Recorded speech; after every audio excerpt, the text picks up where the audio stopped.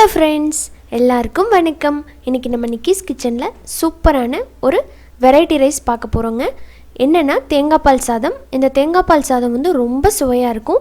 இதோட நல்லா காரசாரமாக ஏதாவது கிரேவி வச்சு சாப்பிட்டோம் அப்படின்னா சூப்பராக இருக்கும். இந்த ரெசிப்பியை வந்து நீங்கள் குயிக்காக செஞ்சு முடிச்சிடலாம். ரொம்ப ஹெல்த்தியும் கூட. ஈஸியாக ஒரு பிரேக்ஃபாஸ்ட்டுக்கோ டின்னருக்கோ நீங்கள் ப்ரிப்பேர் பண்ணிடலாம்.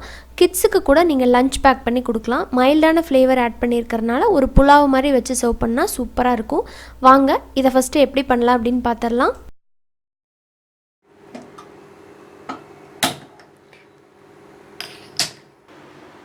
தேங்காய் பால் சாதம் பண்ணுறதுக்கு ஃபஸ்ட்டு ஒரு பேனில் 1 டீஸ்பூன் நெய் சேர்த்துக்கலாம். இது நெய்யில் இருக்கிற முருங்கை இலை தான். அதோடவே 2லேருந்து 3 டேபிள் ஸ்பூன் எண்ணெய். இப்போ இதில் ஒரு பிரியாணி இலை, அதோட கொஞ்சமாக ஜாதிபத்திரி, கொஞ்சம் கல்பாசி, ஒரு மராட்டி மொக்கு, 3 ஏலக்காய், 2 கிராம்பு, ஒரு அனாசிப்பூ, கொஞ்சமாக பட்டை எல்லாமே சேர்த்துடலாம். சேர்த்துட்டு ஒரு 2 நிமிஷம் இந்த நெய் எண்ணெயிலேயே இது நல்லா வறுபடணும். நல்லா வாசம் வரும். இப்போ இதில் நீலவாக்கில் கட் பண்ண ஒரு பெரிய வெங்காயம் சேர்த்துட்டு இது நல்லா பொன்னிறமாக வர அளவுக்கு வதக்கிக்கலாம். இப்போ இதில் காரத்துக்கு தகுந்த மாதிரி பச்சை மிளகாய் சேர்த்துக்கலாம். நம்ம இதில் மிளகாத்தூள்லாம் சேர்க்க மாட்டோம். ஸோ பச்சை மிளகாய் எந்த அளவுக்கு காரம் உங்களுக்கு தேவையோ அந்த அளவுக்கு சேர்த்துக்குங்க. நான் 4 மிளகாய் கீரி சேர்க்குறேன். பாருங்கள், வெங்காயம் நல்லா பொன்னிறமாயிடுச்சு. இப்போ இதில் நம்ம 1 டேபிள் ஸ்பூன் இஞ்சி பூண்டு பேஸ்ட் சேர்த்துக்கலாம். இப்போ இதோட ஃப்ரெஷ்ஷாக நறுக்கின புதினா கொத்தமல்லி சேர்த்துடலாம்.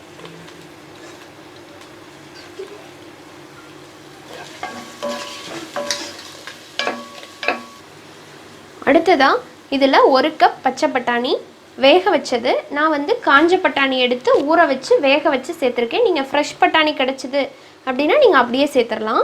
இப்போ இதை சேர்த்துக்கலாம். இதை சேர்த்து பண்ணணுன்ட்டு இல்லை, சேர்க்காம கூட பண்ணலாம். சேர்த்து பண்ணால் இன்னும் டேஸ்ட் வந்து கொஞ்சம் நல்லாயிருக்கும். அதுக்காக சேர்த்து பண்ணுறேன். 1 கப் வந்து பச்சை பட்டாணி அதை சேர்த்தாச்சு.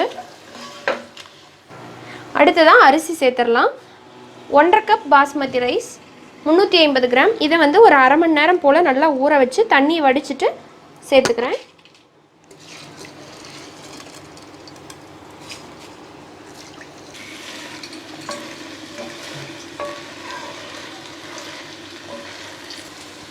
இப்போ இதில் நம்ம தேங்காய் பால் சேர்க்கலாம். தேங்காய் பால் வந்து 1 கப் ரைஸுக்கு 1.5 கப் பால் சேர்க்கணும். அரை மணி நேரம் அரிசி ஊற போட்டங்காட்டி 1.5 கப் சரியாக இருக்கும். இப்போ நான் இதில் 1.5 கப் ரைஸுக்கு 2.25 கப்பு வந்து தேங்காய் பால் அதை சேர்த்துடலாம். தண்ணி சேர்க்க வேண்டாம், பால் மட்டும் சேர்த்துக்கோங்க.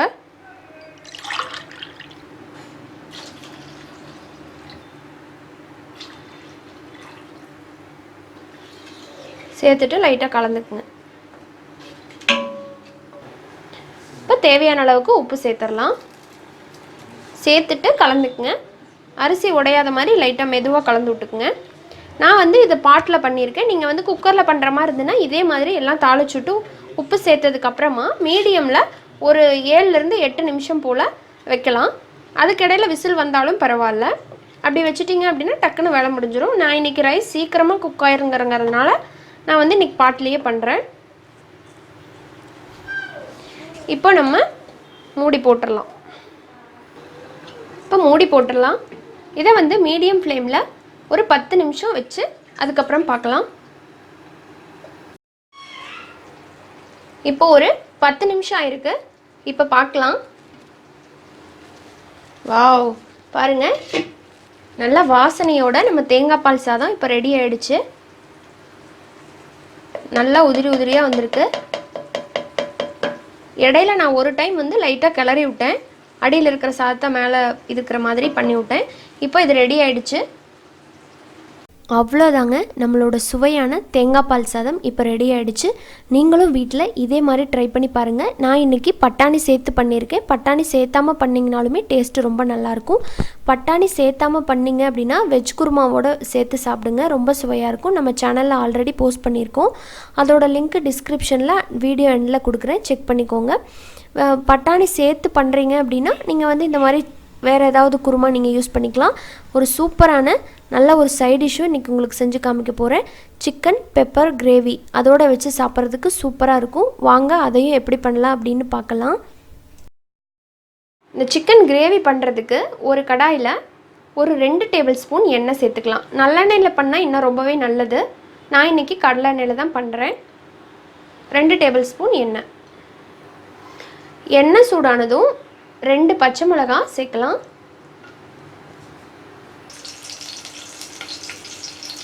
இப்போ இதோட பொடி பொடியாக கட் பண்ண ஒரு பெரிய வெங்காயம்.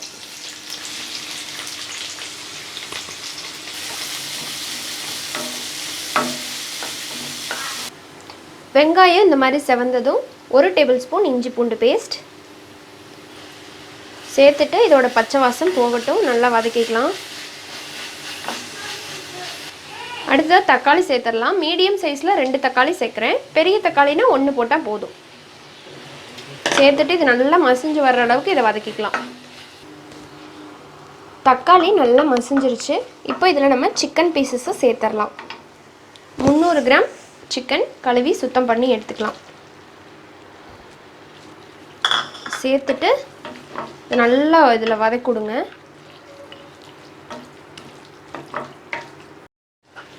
இப்போ இதில் நம்ம பொடிகள்லாம் சேர்த்துடலாம். 1/4 டீஸ்பூன் மஞ்சத்தூள்,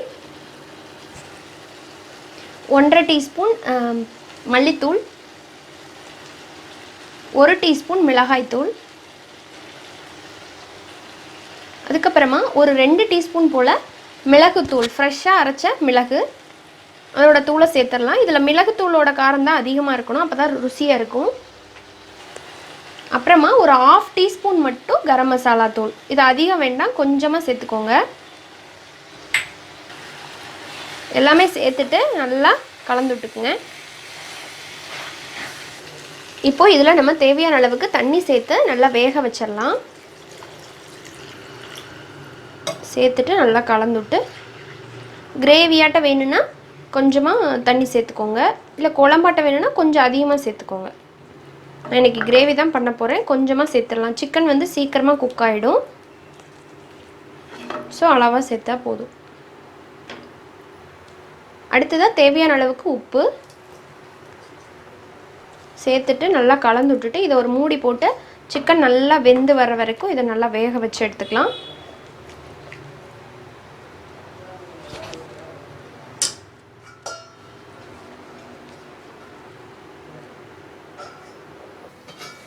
பத்து நிமிஷத்துக்கு அப்புறமா நம்மளோட சிக்கன் நல்லா எண்ணெயெல்லாம் பிரிஞ்சு கிரேவி சூப்பராக ரெடி ஆகிடுச்சு. இப்போது இதில் கடைசியாக நல்லா ஃப்ரெஷ்ஷாக கட் பண்ண கொத்தமல்லி கருவேப்பிலை தூவி நம்ம இறக்கிடலாம்.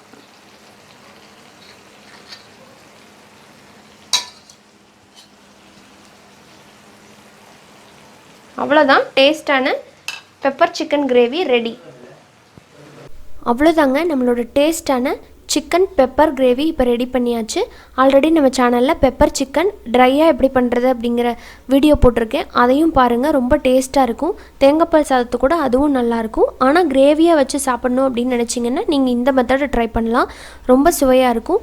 இதே போல் நீங்கள் தேங்காய்பால் சாதத்தோட இந்த சிக்கன் பெப்பர் கிரேவியை வச்சு ட்ரை பண்ணி பாருங்கள், உங்களுக்கு ரொம்ப பிடிக்கும். நான் இதில் பிராய்லர் சிக்கன் யூஸ் பண்ணி தான் இந்த கிரேவி பண்ணியிருக்கேன்.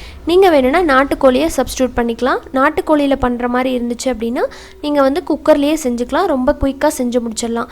எல்லாமே தாளிச்சு விட்டுட்டு குக்கரில் வந்து உங்களுக்கு எந்த அளவுக்கு விசில் நல்லா வெந்து வர அளவுக்கு விசில் வச்சு எடுத்துட்டிங்கன்னா குயிக்காக ரெடி பண்ணிடலாம். ஆல்ரெடி நம்ம சேனலில் சிக்கன் கிரேவி, சிக்கன் குழம்பு எல்லாமே போஸ்ட் பண்ணியிருக்கோம். பார்க்காதவங்களுக்காக டிஸ்கிரிப்ஷன் பாக்ஸில் லிங்க் கொடுத்துருக்கேன். அது போக வீடியோ எண்ட்லேயும் நான் கொடுக்குறேன், கண்டிப்பாக செக் பண்ணுங்கள். எல்லாமே ரொம்ப டேஸ்ட்டாக இருக்கும். எல்லாத்தையும் வீட்டில் ட்ரை பண்ணிவிட்டு கண்டிப்பாக எனக்கு கமெண்ட் பண்ணுங்கள். பிடிச்சிருந்தால் நம்ம சேனல் நிக்கிஸ் கிச்சனுக்கு லைக் பண்ணுங்கள், கமெண்ட் பண்ணுங்கள், ஷேர் பண்ணுங்கள். மறக்காமல் சப்ஸ்கிரைப் பண்ணிக்கோங்க. கூடவே இருக்கிற பெல் சிம்பளையும் கிளிக் பண்ணிக்கோங்க.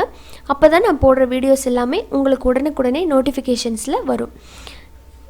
அப்புறமா என்னோடய சப்ஸ்கிரைபர்ஸ் அண்ட் வியூவர்ஸ் எல்லாத்துக்கிட்டேயும் ஒரு ரெக்வஸ்ட் என்னென்னு பார்த்தீங்கன்னா, உங்களுக்கு எந்த மாதிரி வீடியோஸ் வேணும் அப்படிங்கிறத நான் கமெண்ட் பண்ணுங்கள் அப்படின்னு ப்ரீவியஸ் வீடியோஸ்லேயே நான் சொல்லியிருந்தேன்.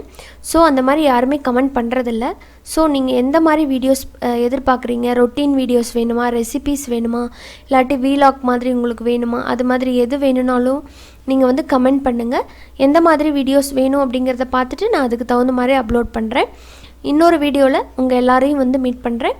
அது வரைக்கும் நன்றி, வணக்கம்.